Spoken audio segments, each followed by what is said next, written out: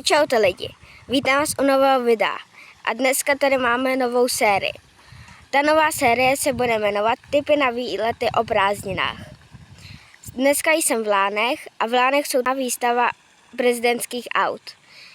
Dneska je poslední den, co to můžeme vidět, takže za chvíli se uvidíme u prezidentských aut. Možná tady vám dám i nějaké fotky, jak to tady bude vypadat.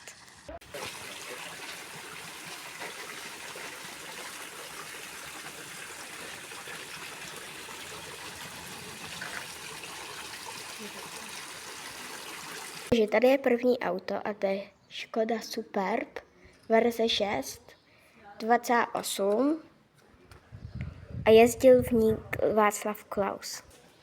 Tady je další auto Mercedes-Benz S600 a jezdil v ní prezident Havel.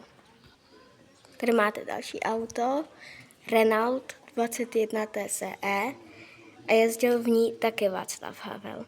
Tady máte další auto a jezdil v něm Eduard Beneš. Tady je poslední auto Tatra 80 a jezdil v něm Masaryk, prezident Masaryk. Můžete vidět Lánský zámek, sídlo prezidentů.